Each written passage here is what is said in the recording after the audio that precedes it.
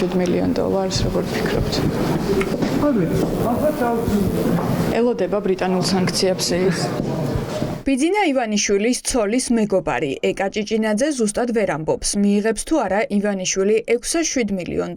ჭიჭინაძემ ბრიტანეთის სასამართლოს გადაწყვეტილების შემდეგ ოლიგარქთან ერთად პირველი ფოტო გამოაქვეყნა, სადაც ჩანს, რომ ივანიშვილი და მისი ცოლი ეკატერინე ხვედელიძე, ეკა ჭიჭინაძე და მისი ქმარი ნიკუშა შენგელაია ივანიშვილის სასტუმრო პარაგრაფ თაბორის ვერანდაზე პოზირებენ. ოლიგარქი დასავლეთის ვერდიქტს თბილისში ელოდება. სოფლიოში ყველა სასამართლო გაამართლა ეს ადამიანი და თქვა, რომ ის არის აბსოლუტურად მართალი თავისი კანონიერი თანხების განკარგვაში. დანარჩენი არის ამ ადამიანზე პოლიტიკური ზეწოლის მცდელობა, რომ ეს ქვეყანა მან დაიცვა, მშვიდობაში შეუმარჩუნა. სანქცირებული არ თუ რაც არის თავარი ის არის, რომ არაკანონიერი ქმედებები ხორციელდება მის მიმართ. ბრიტანულ სასამართლოს Deep State არ მართავს? ბრიტანულ სასამართლოს Deep State არ მართავს? ბატონო ვიქტორ, ბრიტანეთის სასამართლოზე მინდა გკითხოთ ივანიშვილი გაამართლა. არ მართავს Deep State ბრიტანეთის სასამართლოს? ქართულმა ოცნებამ დღეს პარლამენტი ივანიშვილის ფულის დაცვის ტრიბუნად გადააქცია. არა ქვეყნისთვის მნიშვნელოვანი საკითხები, არამედ ფული და ფული. ეს იყო დღეს ოცნების ლიდერების თუ რიგითების მთავარი სალაპარაკო მედიასთან. ოცნების პროგნოზი კიდევ უფრო მძიმეა. არ გამორიცხავენ, რომ ივანიშვილს ამერიკის შემდეგ ბრიტანეთის სანქციებიც დაუწესდეს. რა მოუვა თავში Deep States, არავინ არ იცის ეს. მაგრამ განწყობა არის ასეთი, რომ სანქციები იქნება ეს თუ ნებისმიერი სხვა ტიპის ფორმალური თუ არაფორმალური შემზღუდველი ნაბიჯები, ეს არ გაიცვლება ქვეყნის ინტერესებზე. სანქცია, რომელსაც არ აქვს არგუმენტირებული დასაბუთება და სამართლებრივი დასაბუთება, არის მართული გარეძალების. არ არის დასაბუთებული ქალბატონო მარია. როგორ არ არის? ადამიანებს აწამებდნენ ივანიშვილს.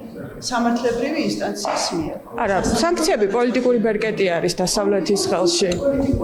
ბერკეტი პოლიტიკური გარეძალების ნამართული ქმედება. ივანიშვილის ფულის დაცვის მარათონში თანაგუნდელებს არჩალვა პაპუაშვილი და კახა კალაძე ჩამორჩენია.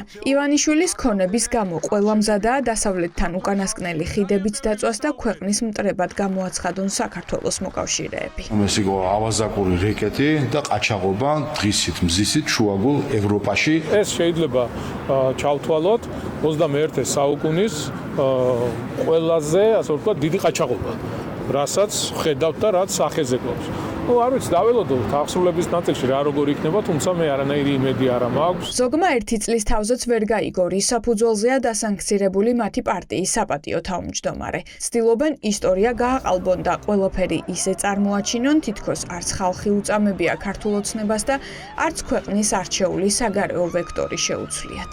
ადამიანები რომ ცემენ წამეს, ბატონო ლადო, წამების მანქანებში, სპეციალურად გამოყოფილ წამების მანქანებში. რა სიტყვის დაკავებული ადამიანი ეს არის ერთი, მეორე არის რა სიტყვის ადვოკატი, მესამე არის რა სიტყვის სამედიცინო ექსპერტიზა, მეოთხე რა სახელმწიფო წამბარ არის დახურულ ავტომობილში რომ ციტაკის სპრეის ასხავენ და ადამიანებს სიკვდილამდე ცემენ, ეს წამება არ არის. არც ერთი ადამიანის ცემის ფაქტი მე-11 სიკვდილამდე ასათქენობა არ დადასტურებულა. ოცნების პოლიტიკური შტურმის მიზეზი ისაა, რომ ფული ამ დრომდე დაბლოკილია. ივანიშვილმა დავა ბრიტანეთის სასამართლოს უმაღლეს ინსტანციაშიც მოიგო, თუმცა მისი ფული გაყინულია. ამერიკის მიერ სანქცირებულ ოლიგარქს არც ერთი ბანკი ფულს არ მისცემს, რადგან ეს სანქციების გვერდისავლა გამოდის.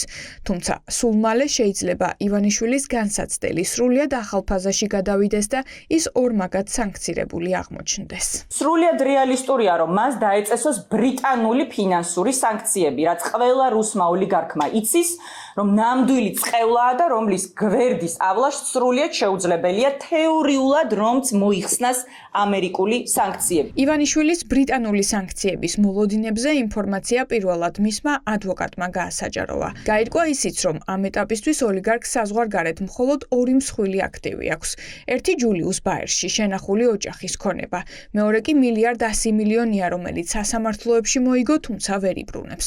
ისმის კითხვა, როგორ გადმოიტანა საზღვარგარეთ, მათ შორის ოფშორებში დაგროვილი ქონება ივანიშვილმა საქართველოში. ერჯერადად გადმოტანის მომენტში ეს გადასახადები ვაპატიოთ თუ გადმოვლიან და გაათეთრებენ თავიანთ გათეთრებული სადაც არის, მაგრამ საქართველოს თუ იქნება, უფრო გამჭვირვალე იქნება. როგორც ჩანს, გადმოვიდა და გაათეთრა. სპეციალურად ივანიშვილისთვის მიღებულმა ოფშორების კანონმა მას ქონების გადმოტანა, მათ შორის ბრიტანეთის ოფშორებში დაგროვილი კომპანიების საქართველოში გადმორეგისტრირება გაუმარტივა. იმ ქონების და ფინანსების 80%, როგორც თავად 2020 წელს გაგვიცხადა, საქველმოქმედო ფონდშია გადატანილი და წესით ივანიშვილის პირად კეთილდღეობას არ შეიძლება რომ ხმარდებოდეს და თუ ეს 100-ია, მაშინ მითი ივანიშვილის მილიარდერობის შესახებ დანგრეულა და ამას თავად უწყობს ხელს.